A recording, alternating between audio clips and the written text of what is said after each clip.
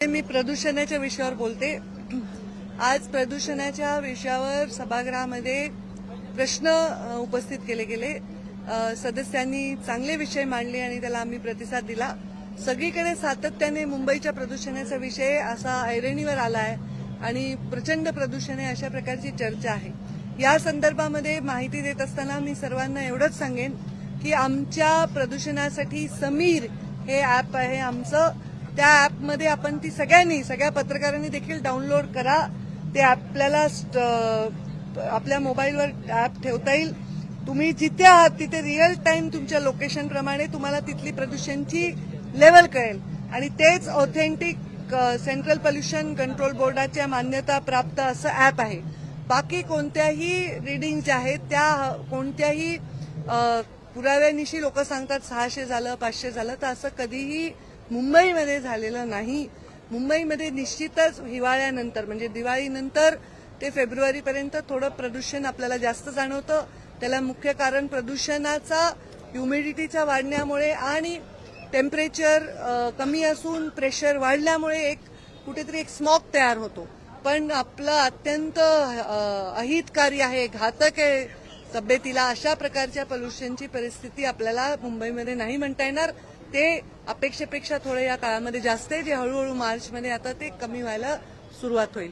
प्रचंड मोठं इन्फ्रास्ट्रक्चरची ग्रोथ होत आहे, भरपूर कन्स्ट्रक्शन होत आहे आणि अशावेळी वेळोवेळी नियमांची पायमल्ली होऊ नये यासाठी आम्ही जागरूक आहोत।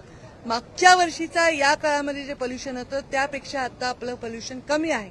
निश्चितच ॲब्सोल्युटली पोल्युशन आपल्याला कंट्रोलमध्ये आणण्यासाठी सर्वांना मिळून काम करावं लागेल। तर त्याच्याबद्दल विधानसभेमध्ये चांगली सकारात्मक चर्चा झाली। दिवस काही कमिटीज फॉर्मेशनमुळे काही न्यायालयीन प्रक्रियेमुळे बरेच दिवस कामं प्रलंबित होते परवानगी देणं, त्यामुळे ते एका वेळी सुरू झाले।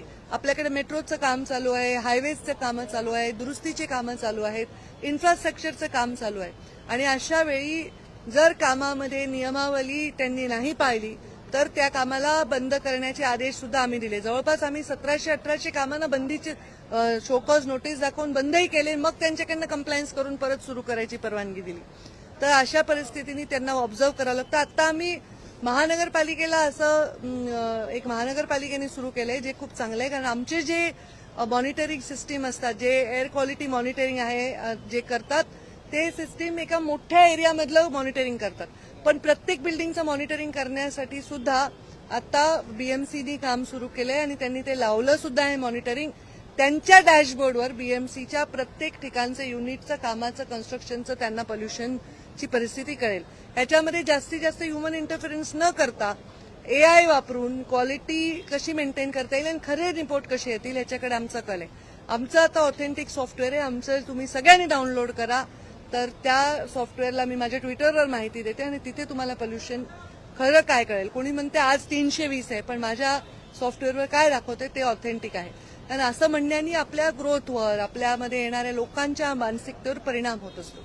आज आमदारांनी सकारात्मक चर्चा केली आहे आणि त्याला सकारात्मक उत्तर दिली आहे, चांगली चर्चा। मुंबईचा विषय मला आपण विचारू नये, म्हणजे हा विषयच माझा नाही। राज्यसभेच्या बाबतीत अनेक नावं चर्चेत आहेत, तर त्यामधलं एक नाव प्रीतम मुंडे यांचं आहे, कारण त्या खासदार होत्या 10 वर्ष आणि यावेळी पक्षाच्या आदेशानुसार मला त्यांनी लोकसभा लढवली होती आणि नॅचरली प्रीतमताईंनी उपाध्यक्ष म्हणून परदेशाचं काम केलंय, खासदार म्हणून केलंय। त्याचबरोबर अनेक नावं आणखी पण चर्चेत आहेत। तर आता बाकी निर्णय आमचे सर्व नेते करतील आणि ते निर्णय योग्य करतील अशी आमची अपेक्षा आहे। एक परिस्थिती अशी असते आपल्याकडे, जेव्हा दिवाळी होते, दिवाळीनंतर ते जानेवारीपर्यंत प्रदूषण थोडंसं जास्त येतं, एअर पोल्युशन। त्याचं कारण असतं वातावरणात थंडी असते आणि जे प्रदूषण होतं ते आपल्याकडे समुद्रामध्ये जर कमी दाबाचा पट्टा असेल तर ते निघून जातं, पण समुद्रामध्ये हाय प्रेशर सुरू झालं तर ते प्रदूषण इकडेच रेंगाळतं आणि ह्युमिडिटी असल्यामुळे आणि थंडी असल्यामुळे ते हवेच्या मध्य लेवलला येऊन स्थिर होतं, म्हणून ते दिसायला आपल्याला दिसते की क्लॅरिटी नाहीये।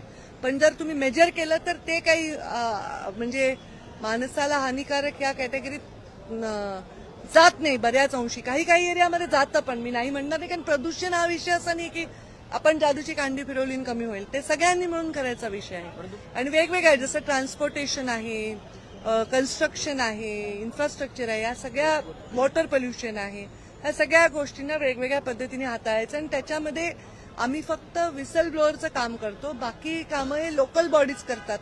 जसं बीएमसी आहे, अर्बन डेव्हलपमेंट आहे, रुरल डेव्हलपमेंट आहे, परिवहन आहे, असं हे सगळ्यांनी मिळून करायचा विषय. अनेक कामांना स्थगिती दिली आहे.